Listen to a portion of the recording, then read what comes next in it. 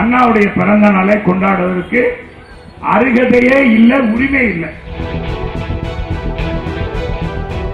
இதுதான் ஒரு கட்சி. என்னக்கா இதுதானே ஒரு கட்சி, ஜனநாயகம்.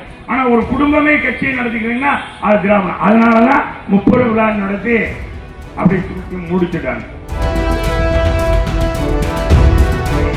அண்ணாவுடைய பிறந்த நாளை கொண்டாடக்கூடிய முழு உரிமையும் தகுதியும் அண்ணா திராவிட முன்னேற்ற கழகத்துக்கு மட்டும்தான் இருக்கு, திராவிட முன்னேற்ற கழகத்துக்கு கிடையாது. அவருடைய பிறந்த நாளை இன்னைக்கு அதிமுக கொண்டாடுகிறது. 30 விழான்னு சொல்லி திராவிட முன்னேற்ற கழகத்தின் சார்பாக நேற்றைக்கு சென்னையில் ஒரு விழா எடுத்துட்டு அதோடு அவங்க பூஜையை முடிச்சுட்டாங்க. அண்ணாவுக்கு பிறந்த நாள் கொண்டாடிட்டாங்க. அண்ணா, தந்தை பெரியார் அவங்க கட்சி தொடங்கினது. 3க்கும் அவங்க அருகதையற்றவங்க. திராவிட முன்னேற்ற கழகத்தை வளர்த்து உருவாக்குனது அண்ணா. தந்தை பெரியாரு உடைய புகழை பரப்பிக் கொண்டிருக்கிற ஒரு இயக்கம் தான் அதிமுக. இதுக்கு காரணம் புரட்சி தலைவர் அம்மா, புரட்சி தமிழர் எடப்பாடியார். நம்மளை தவிர வேற யாருக்கும் அண்ணாவுடைய பிறந்த நாளை கொண்டாடுவதற்கு அருகதையே இல்லை, உரிமை இல்லை. நம்ம சொல்லுவோம்ல, ஏப்பா அவன் என்னப்பா, அவன் யாருப்பா அப்படின்னா, எப்பா உடமைப்பட்டப்பா, அவன் தான் அவங்களுக்கு உடமைப்பட்டவங்க. அதனால அவர் இந்த எதுல சொல்லுவோம், அதனால மாலை போடுறாரு, மரியாதை செலுத்துறாரு அப்படின்னு சொல்லுவோம். அது மாதிரி அண்ணாவுடைய பிறந்த நாளை கொண்டாடக்கூடிய முழு உரிமையும் தகுதியும் அண்ணா திராவிட முன்னேற்ற கழகத்துக்கு மட்டும்தான் இருக்கு, திராவிட முன்னேற்ற கழகத்துக்கு கிடையாது என்பதை முதல்ல கொடித்து காமிச்சு அண்ணா அவர்கள் கழகத்தை கண்டார், திராவிட முன்னேற்ற கழகத்தை உருவாக்கினார். 1949 தொடங்குகிறார். ராபின்சன் பூங்காவில் தொடங்குகிறார். தொடங்கிய அண்ணா அவருடைய இயக்கம் 57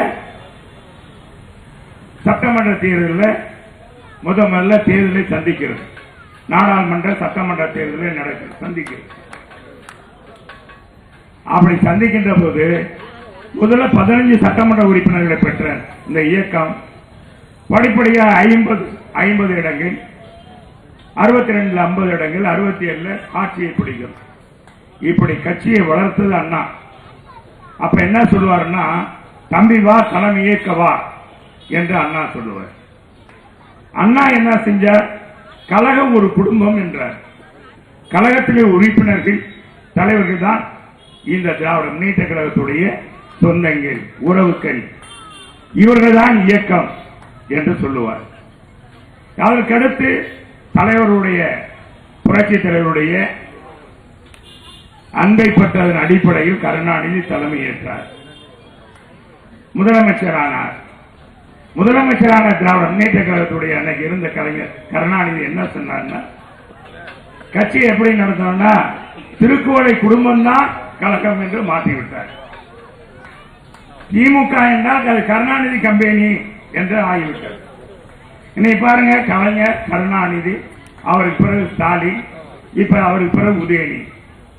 ஆனா அண்ணா திமுக பாருங்க, புரட்சி தலைவர் அம்மா, அதுக்கடுத்து இப்ப புரட்சி தமிழர் எடப்பாடியார்.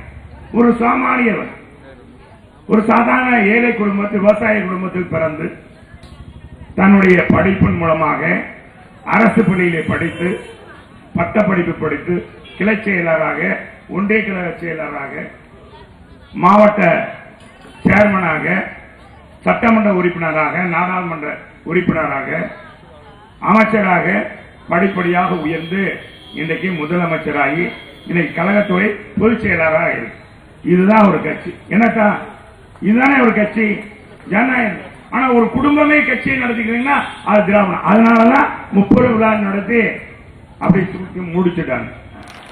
இங்க எனக்கு முன்னால தம்பி சொன்ன ஆட்டுக்குட்டியை பத்தி எல்லாம் பேசினார். ஆட்டுக்குட்டிக்கு எல்லாம் முக்கியத்துவம் கொடுக்கலாமா? நம்ம கூட்டத்தில் போய் ஆட்டுக்குட்டிக்கு தான் இதுக்கு முக்கியத்துவம் கொடுத்துட்டு அதை பற்றி பேசவே வேண்டியது. நம்ம பேசி யாரையும் பெரியாள் ஆகக்கூடாது. ஒரு கட்டம் அவங்க பேசுறாங்க, அண்ணாவை பற்றி, தந்தை பெரியாரை பற்றி இழிவா பேசணும், நம்ம பேசணும், அம்மாவை பற்றி பேசணும், முடிஞ்சிச்சு கதை. அவரு போயிட்டாரு.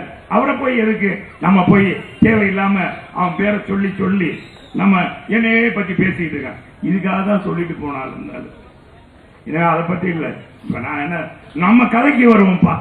நம்ம அம்மா நம்ம புரட்சி தமிழரை பற்றி சொல்லியிருந்தேன்ல, இந்த மாதிரி செஞ்சேன்.